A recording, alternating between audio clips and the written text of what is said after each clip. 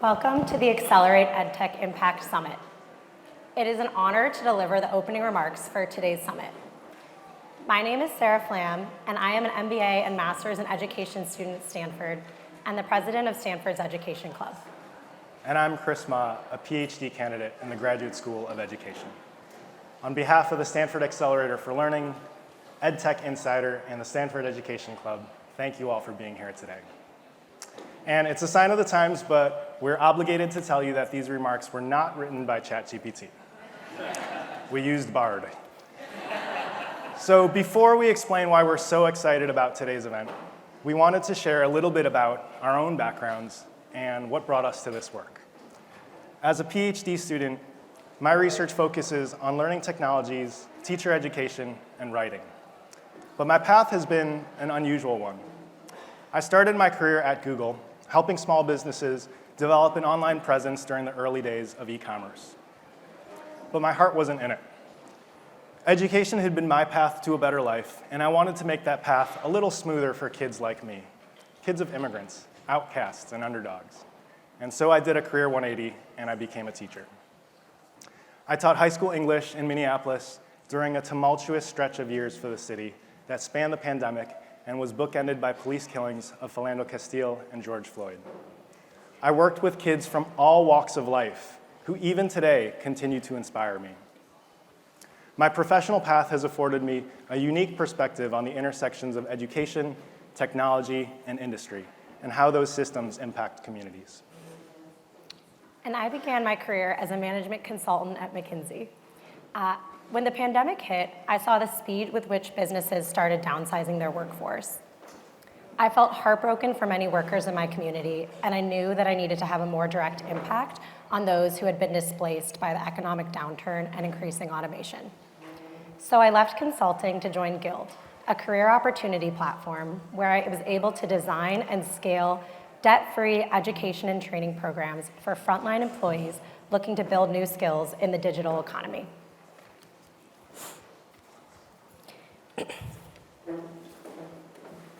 I met Guild students who worked night shifts at an ice cream factory, healthcare workers who put in overtime during the pandemic, and commercial truck drivers who spent weeks away from their families at a time for work, all the while still prioritizing their studies. It was heartwarming to hear their stories about the impact that education had on both their lives and their livelihoods. I came to Stanford with the goal of learning new ways to bridge the education to employment gap to enable economic mobility for underserved populations, as well as to deepen my impact on education access, equity, and outcomes more broadly. What excites me personally about EdTech is the paradox of harnessing both the full potential of technology to improve student outcomes while simultaneously amplifying the human aspects of education. I want to take a moment for us to all take a brief look around your tables and around the room today. Today in attendance, we have over 400 people. There are students, educators, researchers, learning designers, EdTech leaders, entrepreneurs, funders, and more. This is the largest and most diverse audience we've convened yet around this topic. And every person in this room is united by the shared goal of building a future in which technology helps us create more equitable opportunities in education. And with such a diverse mix of stakeholders present today, it's important to elevate the voices of teachers and students, those most directly impacted by EdTech. In the past year, my colleagues and I have worked with hundreds of educators around the country on projects related to AI literacy. Many of those teachers are scared of misinformation and bias, of cheating and learning loss. They're also worried about a growing digital divide and how AI might impact the professionalization of their jobs. But others are optimistic. They see in AI the potential to quickly create materials, differentiate texts, and provide support to students who might otherwise have none. In this moment of great uncertainty, filled with both possibility and pitfalls, one thing that is clear is the growing need for AI literacy for both kids and adults. As one teacher I work with put it, we can no longer afford to take an abstinence-only approach to AI in schools. In my own view, as a researcher in training who's worked in both tech and the classroom, AI will do some good, and it will do some harm, and the degree to which it does each is largely dependent on the people in this room. And the Stanford Accelerator for Learning put a lot of thought and intentionality into ensuring that the right people were in the room today. From my time working with the Accelerator, it has been really clear to me that they see the importance of bringing together diverse perspectives to collaborate and co-design solutions in the face of the rapid increase in technology adoption in education. We know that in these times of great change and great uncertainty, conferences like this one are increasingly important because they bring people together in a way that spur not only great ideas, but also great actions. In the year since ChatGPT brought AI mainstream, and yes, believe it or not, it has only been a year since ChatGPT launched, I have been impressed by how quickly the Accelerator has responded, jump-starting a number of innovative partnerships and projects in AI and education. They have also played an integral role in the formation of multiple applied research collaborations, many of which have representatives in the room today, including Professor Mitchell Stevens' work with Mainstay, whose chatbot uses simple, targeted messaging to improve college students' completion rates. Another example is Bruce McCandless and his lab's work with the Synapse School, which brings together big data and neuroscience to advance research in early reading development. On a personal level, the Accelerator has supported almost all of the projects that I currently work on, including work with Victor Lee and Christine Bywater's team to design professional learning experiences for schools and districts around AI, as well as research I conduct with Sarah Levine, Glenn Kleiman, and Dora Dembski to explore big questions around AI and writing. Looking around this room today, I believe there is a tremendous opportunity to imagine and create more partnerships such as these in service of students and learning. Our hope for today's conference is that you will have the opportunity to meet new people and gain new perspectives to the questions and challenges that you face on a daily basis. And as students and future leaders in education, we hope that your conversations today will spark not only great ideas, but also great actions. We look forward to a great day of being in community with you all. And with that, it's our pleasure to welcome to the stage the Graduate School of Education's Dean, Assistant Dean of Professional Development, and Co-Director of Learning Partners for the Stanford Accelerator for Learning, Nereda Salinas.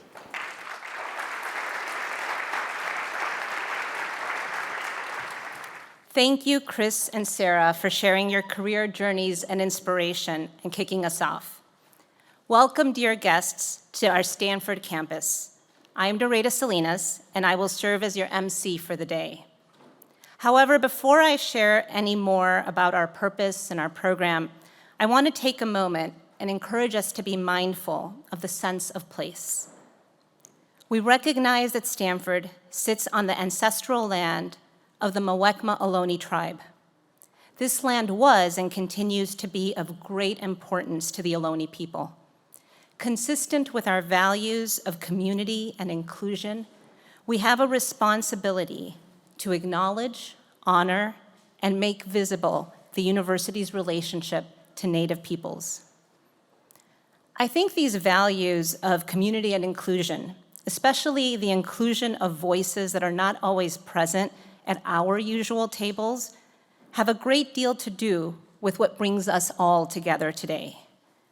For many of us, EdTech holds great potential to bring about increased access to quality learning. It's this potential of EdTech that has galvanized the people in this room to gather, from participants to event organizers. The initial spark that ignited the energy you can feel in this room right now came from our students and alumni. Our students keep us grounded in the field's latest questions and priorities. We especially want to thank the Stanford Ed Club for igniting that spark last spring and for elevating the graduate student perspective throughout the planning. We also want to thank EdTech advisors and their founder, Ben Cornell, who also happens to be a GSC-GSB alum. Ben, thank you for all the inspiration and support you've invested into making today a reality, even helping with check-in when things were getting tight earlier. I am especially excited for today because this event is at the nexus of the 3 areas that I have focused on at Stanford for the past decade: accelerating students' career journeys, leveraging technology for ed leaders' professional development, and experimenting with new ways to bridge the worlds of research and practice. It is this last aspect of bridge building with the field that has led the Accelerator for Learning to host opportunities such as these. However, coming together, as hard as it is the easy part. The real test lies in what we do. Will we be willing to pause and really listen to each other? The knowledge shared by the researchers, the very real and nuanced challenges of practice, and the ever-changing capabilities of EdTech. It's by listening to these varied voices and perspectives in this room and the people in this room will introduce you to, that we can better improve research, product, and practice, and think creatively of the critical role that technology can play to accelerate improvement. We've modeled the importance of all 3 voices throughout our general and breakout sessions today. As you jot down insights, we encourage you to highlight 1 or 2 that you might be willing to share later. We'll give you an opportunity to do so. We also encourage you to share your thoughts and continue the conversation on social media. Finally, for those of you interested in connecting with our students and alumni talent, please see the Ed Talent QR code on the back corner of your programs. Without further delay, it is my honor to hand the program over to my esteemed colleague, Isabelle Hau, Executive Director of the Stanford Accelerator for Learning, joined by several panelists. She will be moderating our first session, the State of EdTech and Impact. So before even we get started, we had a very late change last night. Byron Reeves was hit with COVID, and I asked our very dear friend and thought partner, John Mitchell, to step up. And as always, John said, yes, I will be there. So thank you, John.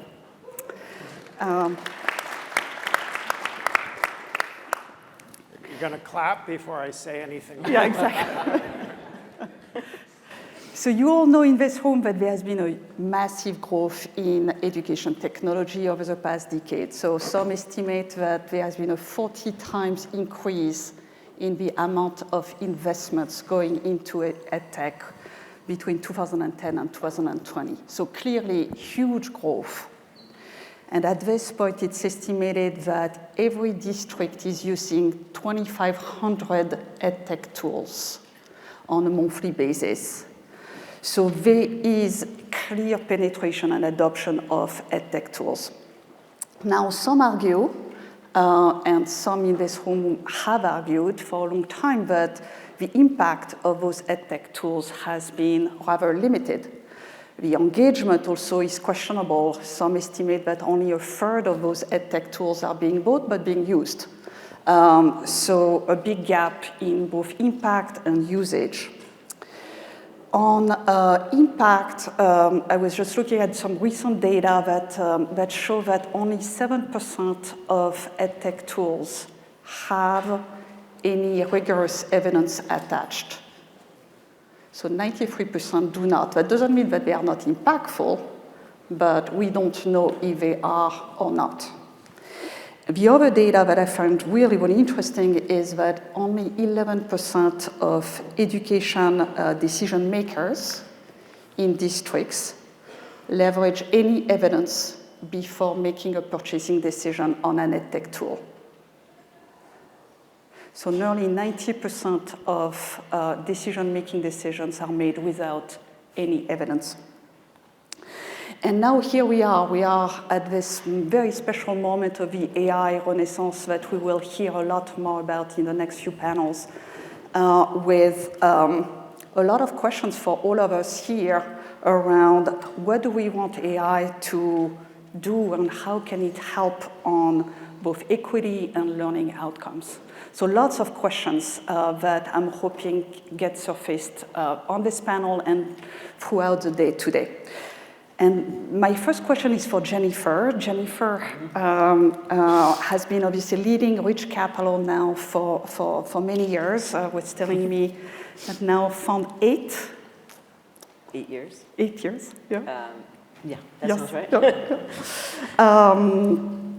One of the most active early stage impact EdTech fund. And given your tenure in investing in educator and technology, can you tell us how you've seen this space evolve? And now with this new wave of AI innovation, what are you doing? What are you seeing? Sure. First, thank you for having me here. And Isabelle was one of my first investors in Reach, and you never forget your first investors. So thank you. And also, I go to a lot of conferences, and most of them are business, but I love education conferences with actual educators and teachers here. So this is a real pleasure to be here. Okay, so you asked me to describe the evolution of EdTech in 2 minutes. Okay, so maybe I think there's probably people here that have lived through even more decades of the EdTech evolution. But when we got started in 2006, 2007, investing in education technology, I guess the big difference in at least the K-12 schools was that they did not have devices. There was not a one-to-one device environment. And so there was a major shift around 2008, 2009, when the smartphones became ubiquitous. They started carrying smartphones, and we started having one device per child. And now we're somewhere between 97 and 99% one-to-one device per child K-12 education in the US, and other countries are quickly catching up. So that really changed everything, because then you could create technology that went straight to the teacher and then eventually straight to the student. And that's when I feel there was a major acceleration. And that's when teachers could start testing products in their own classrooms with their own students versus, when I taught for 7 years, and when I taught, I remember it coming from the chief technology officer and kind of being pushed on us.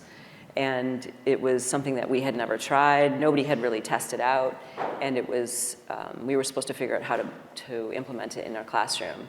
So I've been a huge advocate of this bottoms-up sort of freemium model, if we're to be talking about business model, product, because I really think that teachers I like to have teachers have the autonomy and independence to know what works for their students and in their classrooms, and I think that has been a major accelerant of it. And we can talk about AI, because that's where we're seeing huge changes now. The AI that came before was more about analyzing patterns and classifying and organizing information, but generative AI is different. It's creating original content on demand, and a lot of what a teacher does is create content. They spend somewhere between 20 to 25% of their time creating content, and it's already having a massive impact on that particular function of a teacher. It's not everything a teacher does, obviously, but it's a major productivity tool. And I think that it's coming at a time when teachers are under major they're just overwhelmed, so much work that they have to do, and there's this big teacher shortage, and can it help unburden the teachers somewhat is an area that I'm really excited about. Yeah, thank you. John, maybe turning to you. So you were, you have had many amazing roles at Stanford, but vice provost for teaching and learning, chair of computer science. You've seen a lot of those waves of innovation at the intersection of technology and education. What have you seen work, and what are you the most excited about right now in AI and this new wave of innovation? All right. Let me say a few positive things and then a few cautionary things, which I think probably reflect many people's views. I think if you look back at the impact of technology, you start with the book, which really had a tremendous value over the last 1,000 years or so. Moving forward, television and video were thought to make great impacts, and they have been useful in various ways. Making something visual is always helpful. I've worked, and others here have worked on web-based educational programs. I think that has been, first there were very high expectations. Some of our expectations around that, at least speaking from the computer science perspective, were naive, but I think there was a lot of hope that we would be able to provide meaningful educational opportunity to more people that way. To give you one example of something that worked extremely well, I developed early on a discussion forum for use in class, and that reduced the amount of effort required by teaching assistants to answer student questions by about a factor of 10. Because if people came and asked their questions individually by email, which is what we were doing before that, no one saw the question that anyone else asked, but by seeing it on a forum, you could understand other people that asked the question, the answer they received would be good for you, and so on. So I think we have some history showing that technology as a tool, not to replace people, but to help people do what they are aiming to do more effectively has been successful.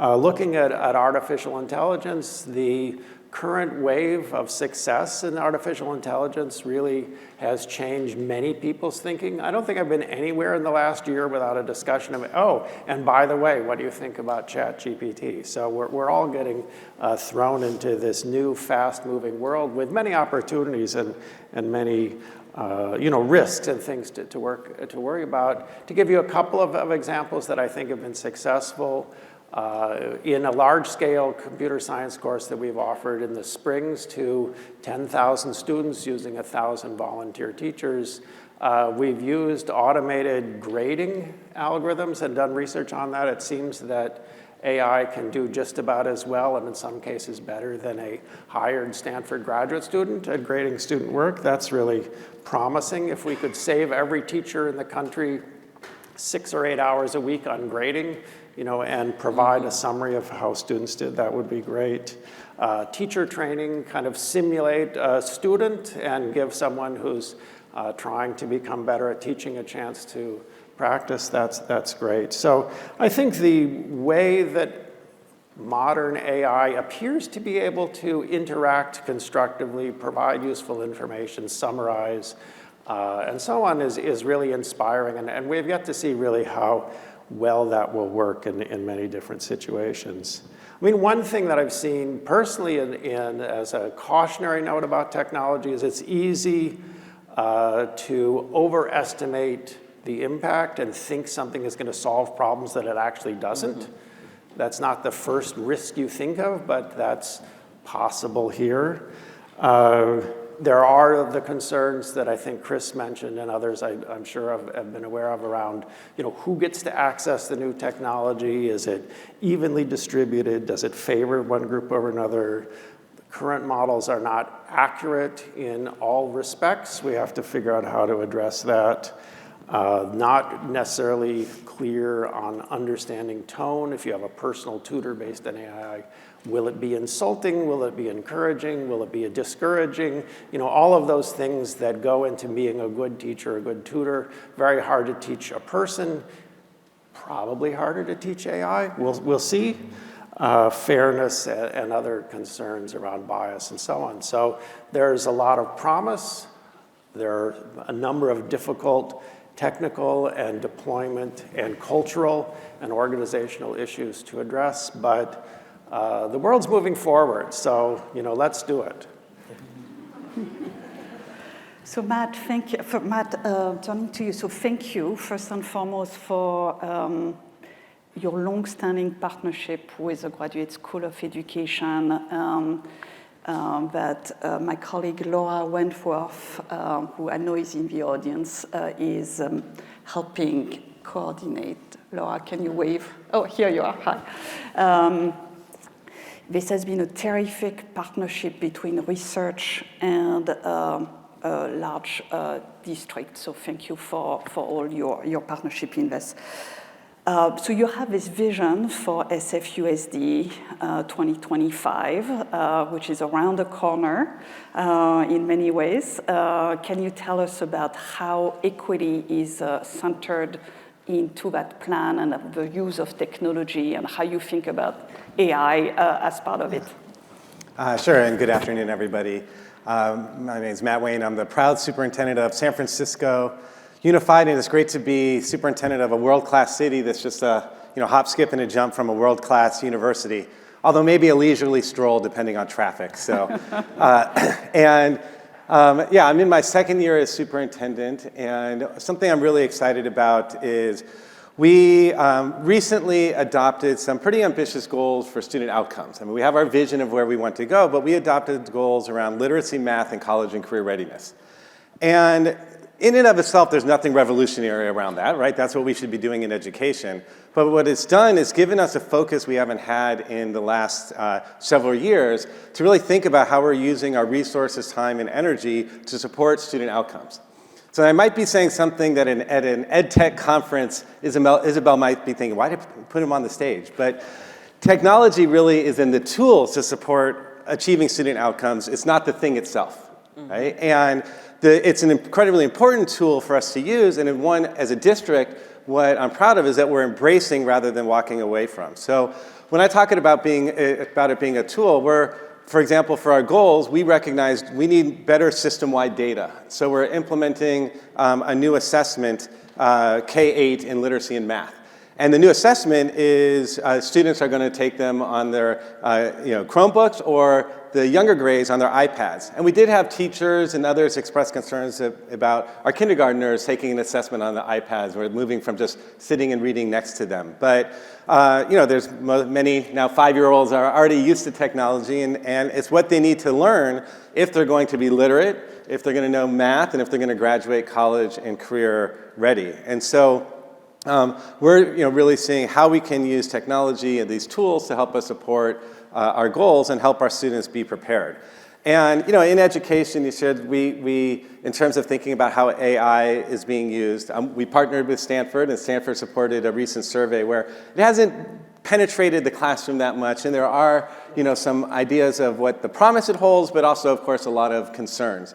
And I appreciate you bringing the history of technology, right? And we think about in technology and education, with each new wave of technology, there is often this fear of what's this going to mean in the classroom, and are kids really going to learn then? So how will kids learn math if we have a calculator in the classroom? Right. But of course, kids learn math, and then it brings it to the next level that lets kids develop AI. And so we're really looking at again, how we can use AI like any other tool to support us in achieving our goal that students leave ready to attend Stanford or wherever else and participate in their future and in our future.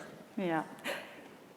What are you doing on equity and specifically equitable access? And I know you're doing a lot, so this is I think it would be really interesting for the audience to hear. Yeah, so we're an incredibly diverse district in San Francisco, and so we have students with diverse needs. And so first, we are moving and close to now one-to-one technology in the classrooms, and then really trying to provide those opportunities for kids that may not get them outside of school. So for example, many students may have opportunities if they're in a family with means to be able to sign up to do an after-school coding course. Right? We've worked to really have computer science be embedded in the program. Or kids who are interested in game design. We have at one of our high schools a game design program where students can actually develop their own video games. They got to play one at a showcase. And so we're looking at it as how do we make sure that in school students get the opportunities that they deserve regardless of what they might be provided outside of school. Yeah, thank you.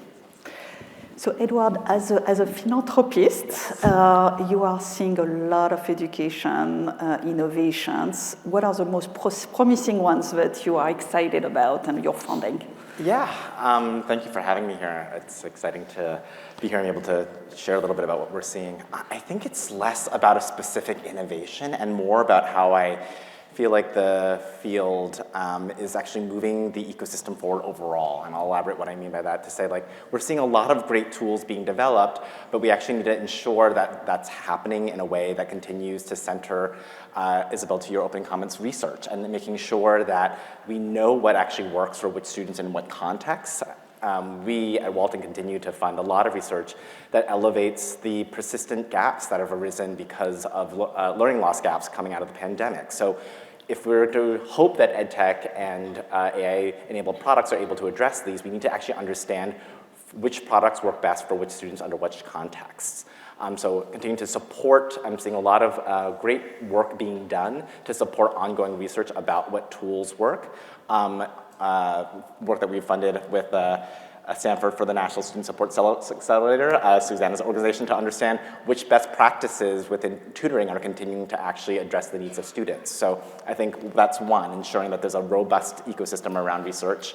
Two is making sure that research is, I think I'm excited that a lot of that research is starting to get translated into practice. So how do we actually ensure that that research is getting picked up by end users and large school systems like your own to actually be adopted? So what I mean by that is, like, there are organizations that are developed that are actually able to signal and say these things are the best things that are quality, both that are EdTech enabled and not, and actually how do we ensure that districts and schools are buying those and utilizing those things well.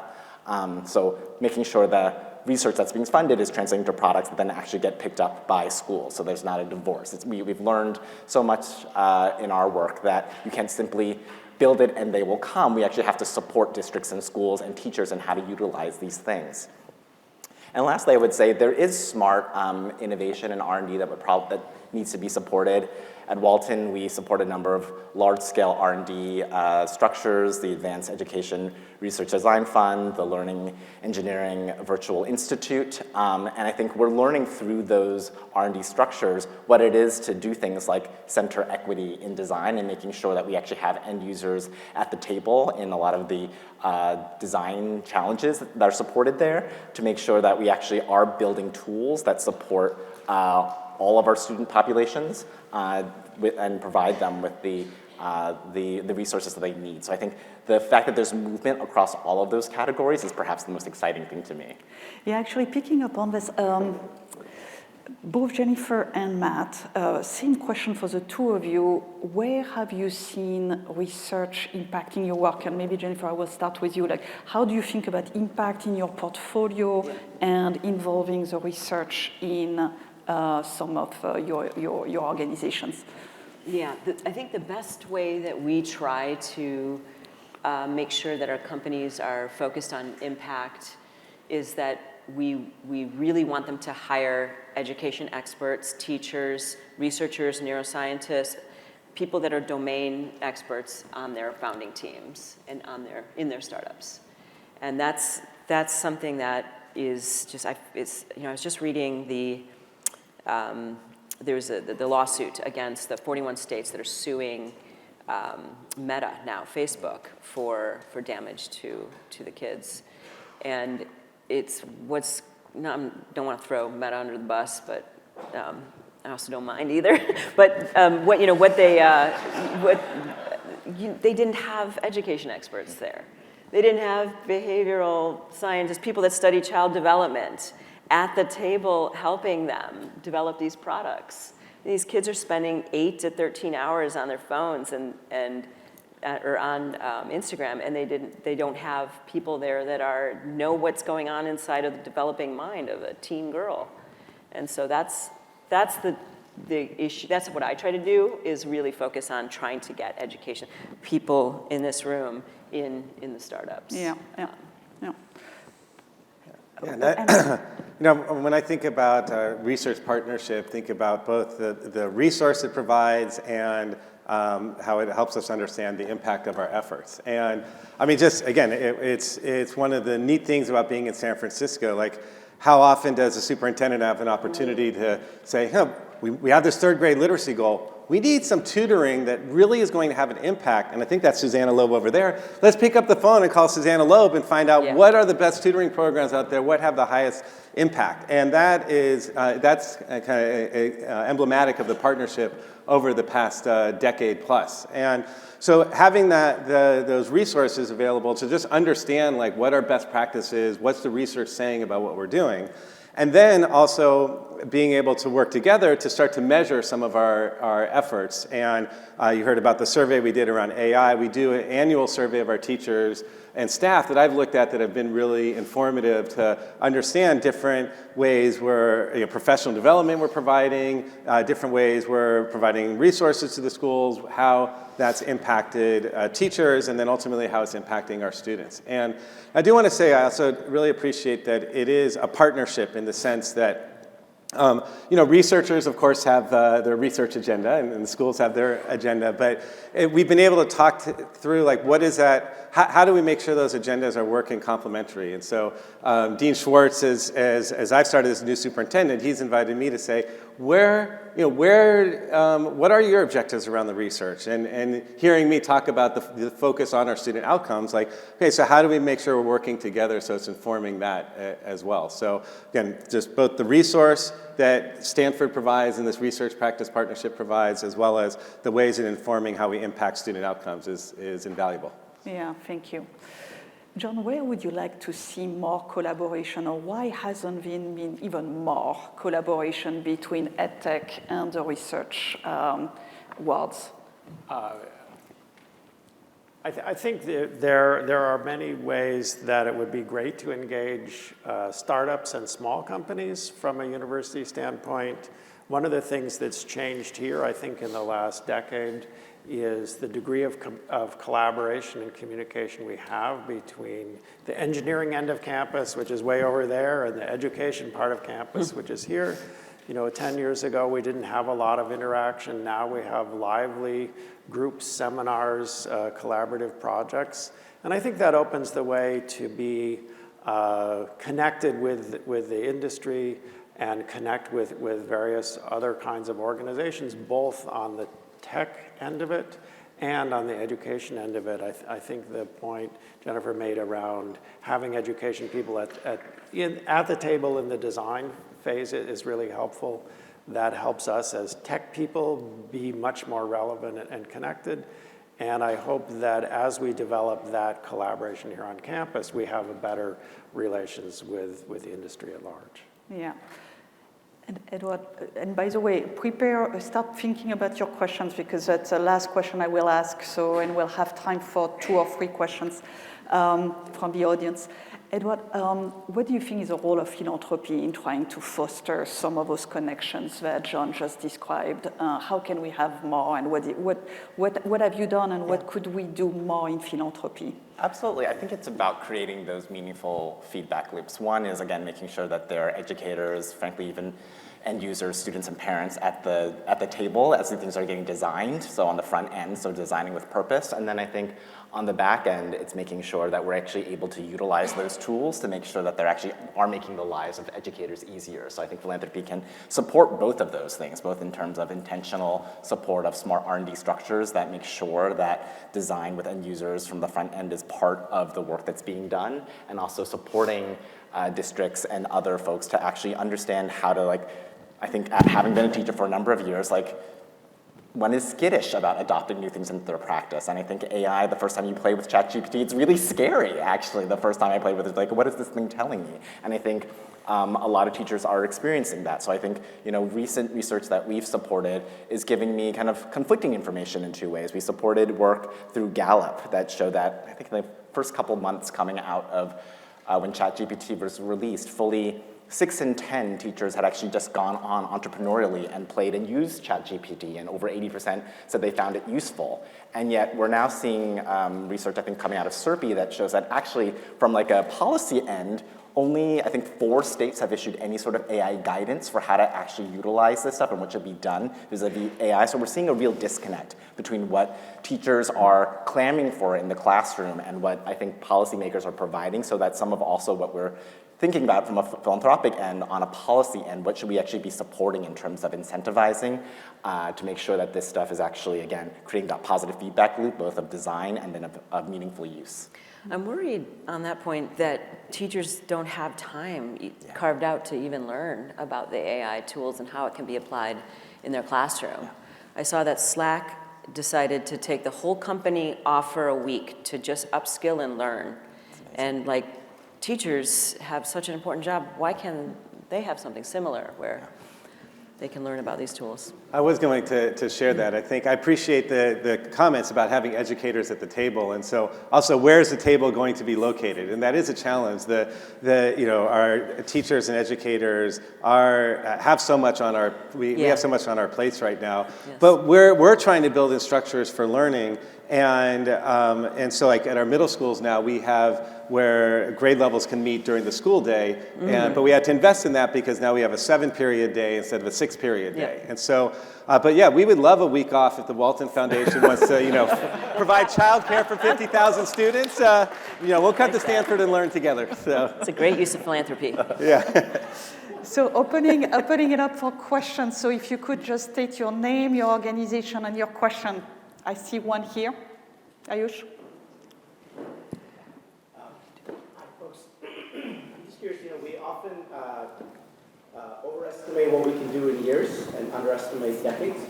I'm just curious, as you project into the future, what do you think, if you were to have this panel 10 years from now, or 5 years from now for that matter, what do you think we would discuss insofar as learning is concerned? Like, what would we need to learn?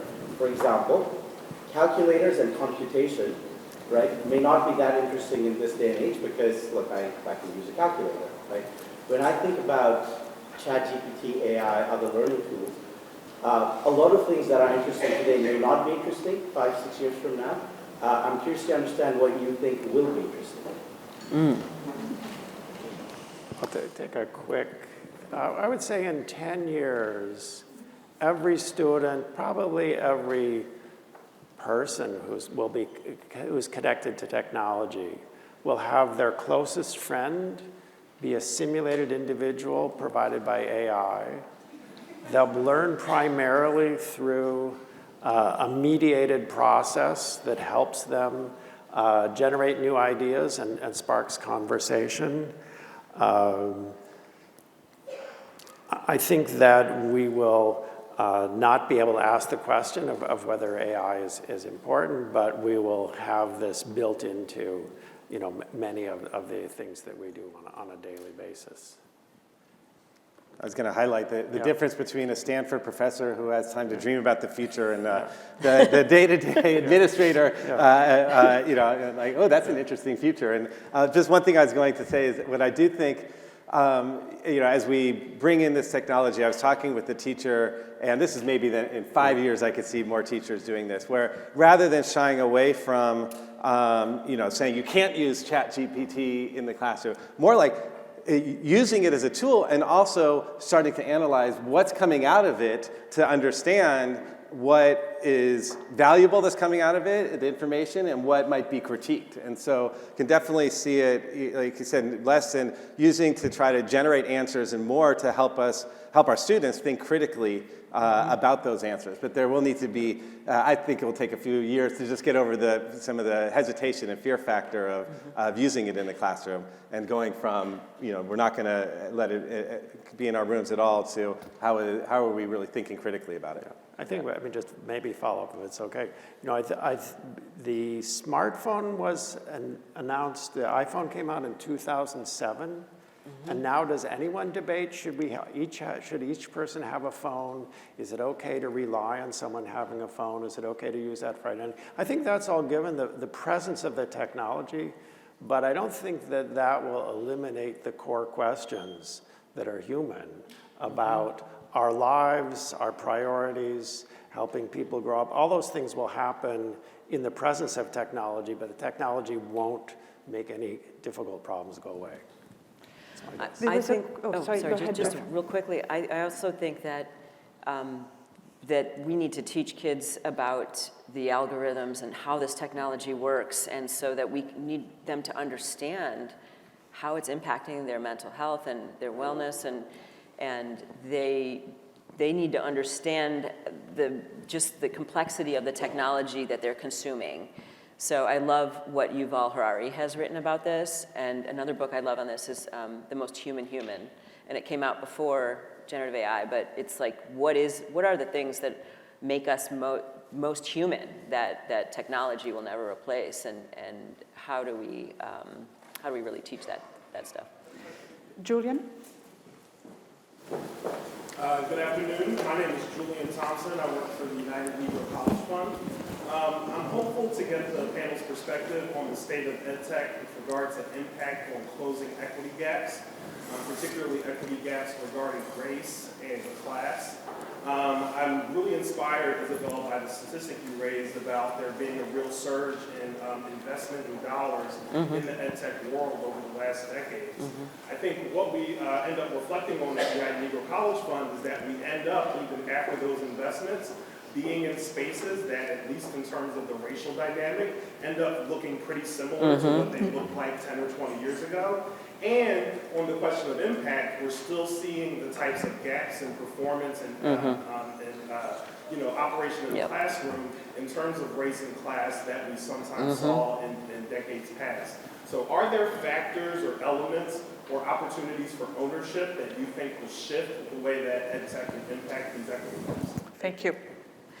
My comment on this is maybe something that's something I've been thinking about and concerned about on this topic, and that is, when we first started, remember we used to talk about the digital divide a lot and how some have access to computers, some don't.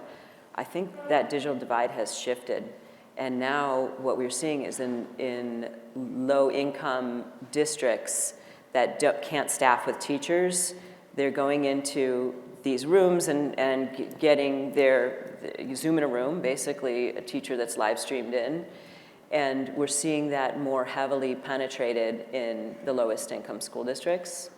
And so it's almost like now the premium of education is going to be the human touch and the human there that are teaching these human skills that we're talking about. So it's like this digital divide has completely flipped.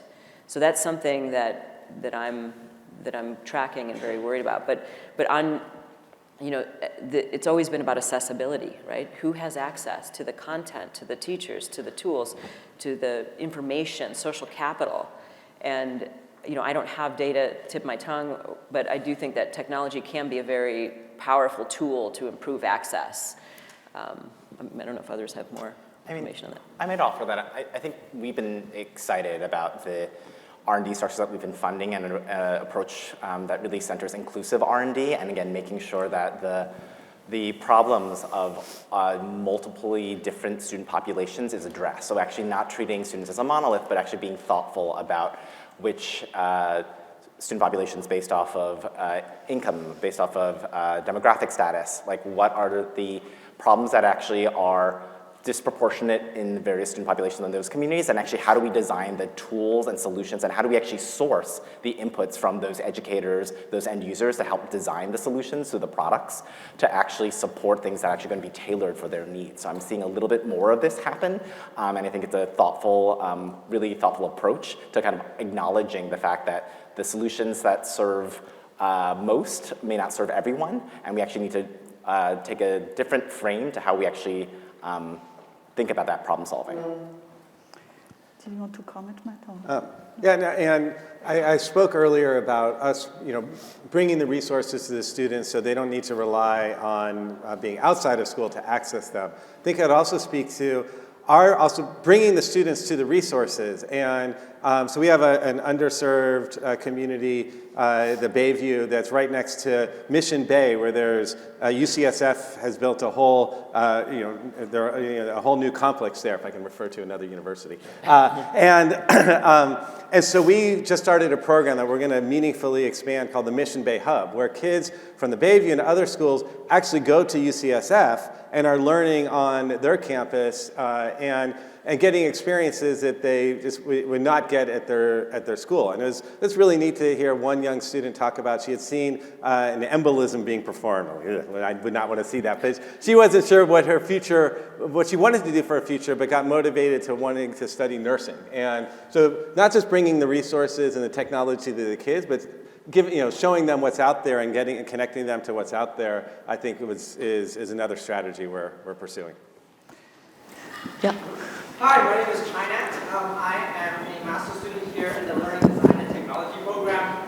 as an aspiring EdTech entrepreneur, on one hand, I think that I'd love to get some of the changes or products out as quickly as possible. And yet, on the other hand, I feel like I have to do this, ensure that I'm doing this responsibly. I'm curious to see if you guys have any advice about how to navigate this balance between exposure versus guardrails, and what are some concrete actionable steps or advice that you would recommend to folks like me? John, do you want to take that? I'm going to say the best thing you could do is go to your class. He's skipping my class right now. So I think we've talked about this. I mean, maybe I'll tie this back to the field that I spent 20 years working in, which is computer security.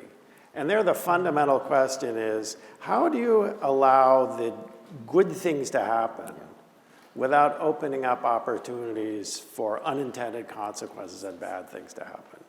And it's a complicated topic area, but I think you have to focus on both simultaneously in order to come up with good designs, and throughout the whole testing and development process, focus on both the positive and negative. And in order to understand implications for different potential user communities, you have to reach out to all those communities and try to understand what's needed and what would be a negative impact on anyone. Yeah. Jennifer, any last word of advice? One of my mentors, Steve Blank, always says that a company doesn't, or business model doesn't survive their first customer. So I just like getting it out there and iterating, and getting feedback from your customers. I tend towards that then. Yeah. Well, thank you to this amazing panel, first panel. Thank you for opening us with your bright comments and insights. So thank you. And we'll now turn to next session. Thank you.